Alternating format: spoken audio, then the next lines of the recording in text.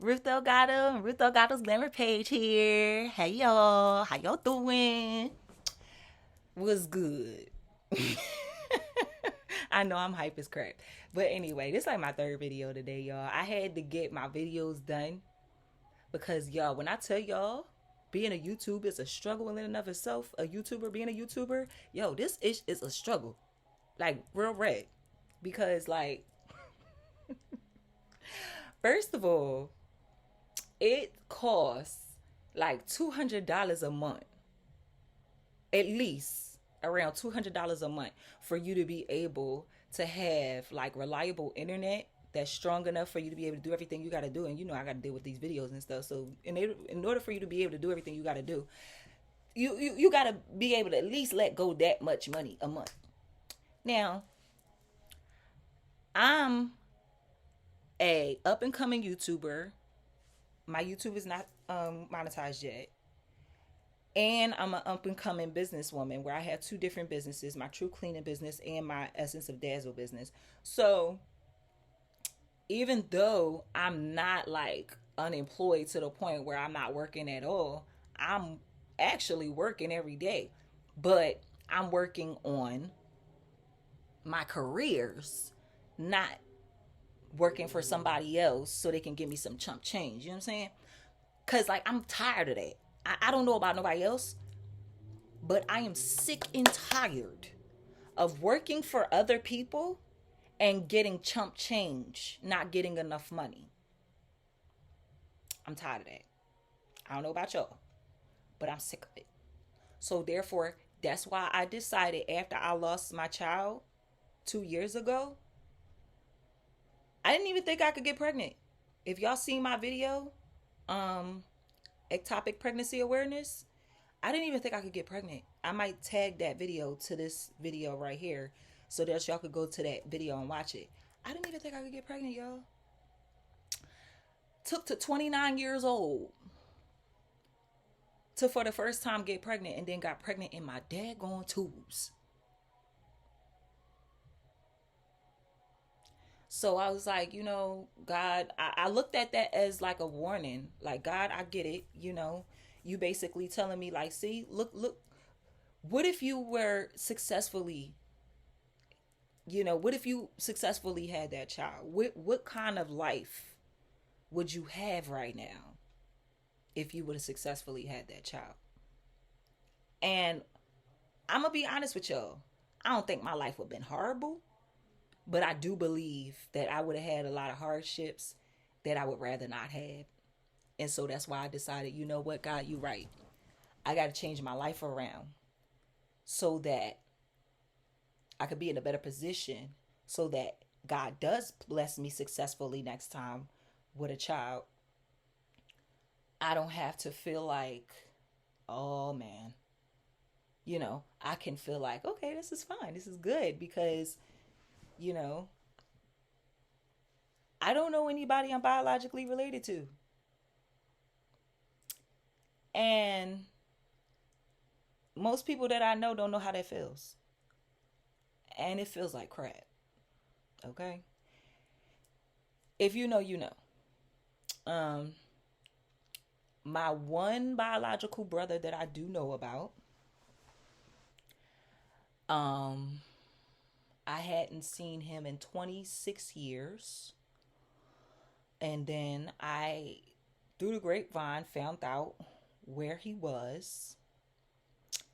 I found him and I decided to start going to see him and, regularly. About once or twice a week, I would see him. Um, and I called the place where he was at to check on him and talk to him. And I heard him in the background tell them, I don't want to talk to her. They told him who it was. And he said he didn't want to talk to me. So after that, he seen me one more time. And that was for his meeting. Because they were having a meeting about him. All of his doctors and everybody that was looking out for him and making sure he was good, they were having a meeting. And I told him that I would be there for that meeting. And I made sure, even though I was upset with him, I made sure that I kept my word. So I went to that meeting. But after that meeting, that's the last time he saw me. Because what I'm not going to do is sit there and try to call, talk to, confide in, chill with, bust it up with, be around anybody who at some point or another expressed that they didn't want to be around me. You don't want to be around me, you will never see me again. Period. I don't care who you are. And being as though I hadn't seen him in 26 years anyway, before we had linked back up, and he decided to do that foolishness, I was like, well, rightfully so. Bye. And I still love my brother. But what I'm not going to do is sit there and allow you to hurt me when I'm not trying to do nothing but love you. So, where was I going with that? Oh my goodness. That's a shame. I totally got off track right there because what I'm supposed to be talking about right now, the subject is secrets to the subconscious behaviors, habits. Here are 10 of mine. Okay. So there's some subconscious behavioral habits that everybody has. And sometimes our subconscious behavior can get us in a lot of trouble that we don't even realize until later it got us in. And I'm sharing some of my subconscious behavioral habits with you guys because I know sometimes until we hear somebody else talk about their problems and their issues and where they have complications at, sometimes until we hear them talk about it, we don't even recognize our own problems. Or at least we act like we don't. So that's why I decided, well, I'm going to share this and hopefully be able to help somebody. Like somebody talked to me and helped me with. So here goes. Secrets to subconscious behavior habits. Here are 10 of mine. Number 1. I watch people like a hawk when I don't know or trust them. Now, is this a good thing?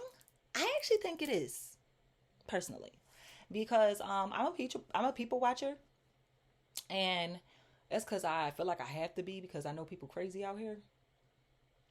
And so usually I can find out that you crazy before I see your craziness, because sometimes I can see it in people's eyes.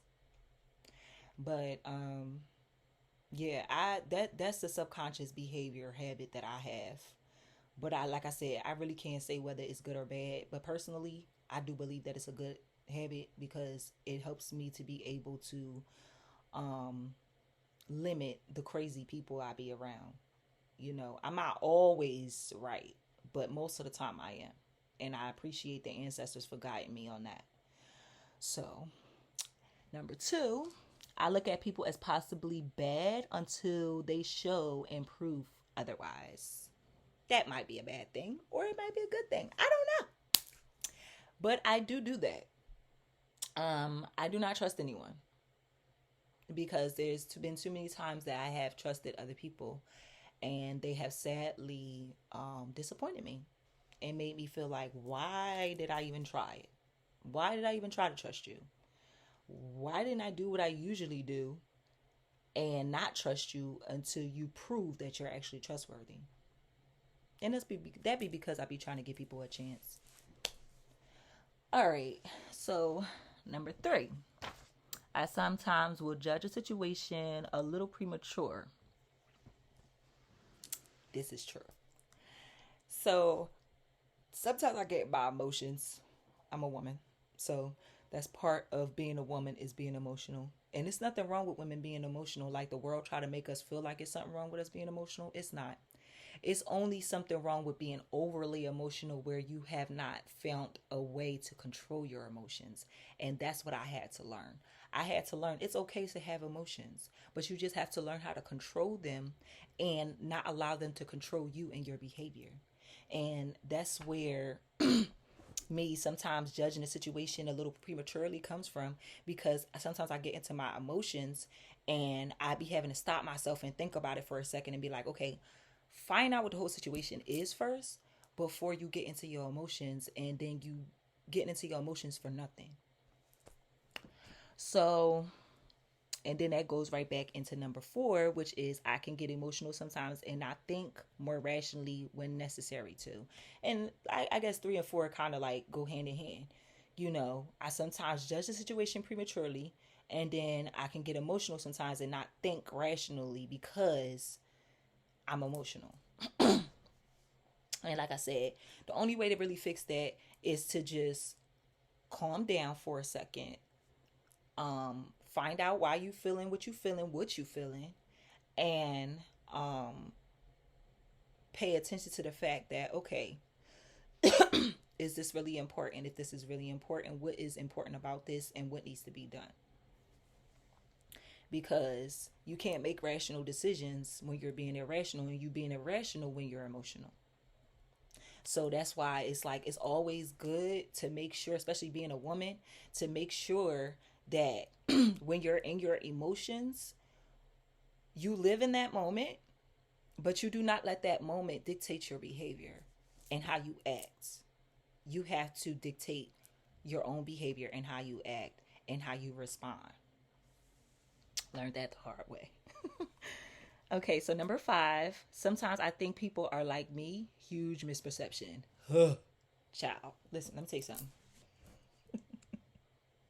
Now, I'm not trying to sit here and act like I'm Miss Perfect Patty, because I am definitely not. Nowhere near, okay? But I am the type of person that aims to do what's right before anything.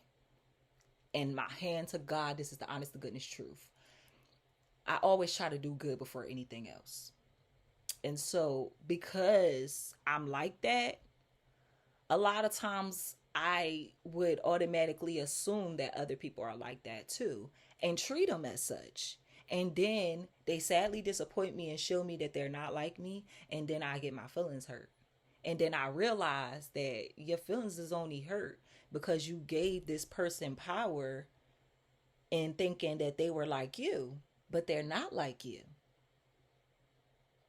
So, yeah, huge misperception thinking people like you and they not like you, and expecting them to respond to things the way you respond to things, expecting them to act the way you act. It's never going to happen because we are different people on this planet for a reason. If we were all the same, this world would be boring. It would. So that's why it's a good thing that we're not all the same. We're all different, and we're all different for a reason. Sometimes naturally give more credit than people deserve, and I pay for that. And that kind of goes hand in hand with the first one that I said. Sometimes I think that people are like me, and that's a huge misperception. They kind of go together.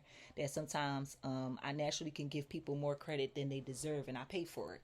And like I said, it's a huge misperception when I be thinking that they like me, because I be thinking that they like me,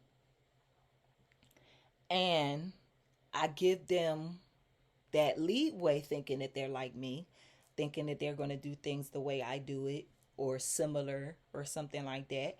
And they don't do it. They don't do what I expect. And then I get hurt because I didn't expect them to be evil. I didn't expect them to be mean because I'm not like that. So, you know, that I think that's probably a common thing with people that's not like that. Like they be thinking like, "Oh, everybody's nice because I'm nice." No. Sorry. Not the case. So, number 7. Sometimes I can be a pushover cuz I'm naturally easygoing and people try to take advantage of that.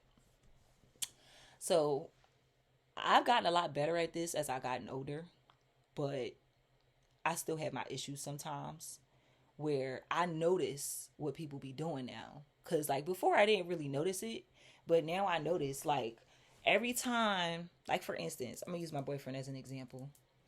Every time, let's say my boyfriend asks me, where do I want to go to eat? Let's say we about to go to dinner. And my boyfriend asks me, where do I want to go to eat? And let's say I tell him I want to go to Red Lobsters. And then he says, okay. And then next thing I hear from him is, well, I really rather have Applebee's, honestly. And then he start talking about Applebee's, or he start talking about another restaurant when he originally asked me where I wanted to eat. And when I answered him, now he's sitting there trying to change my mind from what I told him I wanted. And so that's one example of what I mean by um sometimes I can be a pushover because I naturally am easygoing and people try to take advantage of that. Because he already know that I'm usually easygoing. So I'm usually like, all right, fine, we can do that. But if I really want what I said that I wanted, why are you trying to change my mind anyway when you the one that asked me? You didn't ask yourself, Tyrone, what you want. You asked me, Ruth, what you want. So I'm like, okay, I'll tell you what I want, and you trying to change my mind. So that's what I mean. I have gotten to the point now where I don't let people do that. Where now, like a scenario like I just gave, now I would tell my boyfriend, like, yo, do you notice what you just did? Because he also likes to complain. Now, oh, you don't never know what you want, which is not true. But I had to explain to him one of the reasons why it seems like I don't never know what I want is because when I do tell you what I want, you always give me some kind of reason why I should go for something else. And so now that's why I make sure that I stand firm on what I say I want, what I say I want to do. You know, whatever the situation is, I make sure I stand firm on that because I realize that people will be trying to get over because they be just trying to just control everything. Even though they asked me in the first place what the I want. So that's a prime example. Okay, number 8. I sometimes overly judge and ridicule myself because I know that's what I usually get in the world. Like, so basically, I learned at a very young age, I think like a lot of other people have, that you're going to get judged harshly. You're going to be talked about terribly. Like, this is something to expect because it's going to happen. And so, because I know that that's how the world, comes at me, sometimes subconsciously, I'll judge myself the way the world would judge me. Sometimes subconsciously, I'll ridicule myself the way that I know that the world will ridicule me. Why? Because I'm like, well, they're going to come at me anyway. So I might as well beat them to it and let them know, like, I already know that what you going to try to say. So, number 9, sometimes my nurturing side gets taken advantage of because when I show it, people use me until I say or do something they don't like. Then I'm their enemy. Y'all put a comment in the comment section if y'all be going through this because this be so crazy because like I'm naturally, just like most other females, I'm naturally a nurturing person. I'm naturally just like, whenever somebody's around me, if they seem like they're in distress, if they seem like they stressed out, if they seem like they're hurting, like I'm always trying to aid, I'm trying to be there, I'm trying to help you. I'm trying to be there for you and all of that kind of stuff. So that's just the type of person that I am. And I notice that a lot of people, when they notice that you're that type of person, they will use you and take advantage of you. And it's kind of sad because it's like it make you not want to be a nice person because it make you feel like, well, the only reason why these people using me is because they think I'm too fucking nice. But at the end of the day, excuse my mouth, but at the end of the day, it's hard for me to be mean. I ain't gonna lie. It is. It's hard for me to be. I don't like to be mean. I like to be a sweetheart. I like to be kind. I like to be nice. I like to be loving. When I gotta bring out that total opposite side of that, I don't feel like I'm being myself. So, that's why that be a peculiar position that I be in when people do stuff like that to me. Okay, last but not least, number 10, I automatically take the lead when dealing with people who are inconsistent and that can't always be counted on. Ain't that the truth? Listen, let me tell you something. Prime example, story time. Flashback story time. Y'all know I'm good for it. I always do this. So here's another flashback story time. So this is back in my college days when I was going to community college, right? At this time I was taking business management. So this was in my business management class. And one thing that I peeped right off the bat, as soon as our teacher, because like our teacher had put us in groups. So my group, I could peep that my group was not too together up here. So I was like, all right, I decided to take control. Straight from the rip. The day that our teacher told us who was like gonna be on our team, that was the day I told everybody on our team, I'm running this. And if you have a problem with that, you take it up with the teacher. I don't care. I'm running this. And y'all better make sure that y'all are doing what y'all supposed to do, because if y'all cause me to get a bad grade, that's going to be on y'all. And it ain't going to be pretty. And they took me seriously too. Because when I told them that, they got the work. They got the work, okay? It was this light-skinned guy. He was black, but he was light-skinned. It was this Asian girl. And it was like two other older people that was in my group. I said, y'all not about to mess this up for me. I said, I be darned. Like, now, if I get a bad grade on my own, that's one thing. But I be darned if I'm going to get a bad grade because of y'all. And they looked at me. I honestly think they couldn't believe that I was really like coming at them like that. But listen, what y'all not about to do, I was like, what y'all not about to do is have me with a bad grade because of y'all. And I guarantee you I got to be in that class. Okay? I was not playing with them. I was not. And, I ended up having to take a break from college because it was just so overwhelming with regular life situations and college at the same time. It was too much. So I had to take a break for a while, but I definitely passed that class because I was like, we not finna do this. We not finna have me fail because of y'all. No. Okay. So, anyways, the secret to subconscious behavior and habits to me is to know yours.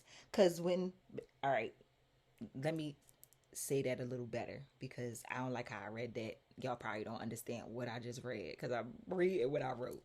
So basically what I'm trying to say is the secret to subconscious behavior is to make sure that you know your subconscious behavior. You know what I'm saying? Because when you know what your issues are, then you're able to fix them and you're able to change them and you're able to alter them. But when you don't know what your issues are, you can't change them. You literally can't.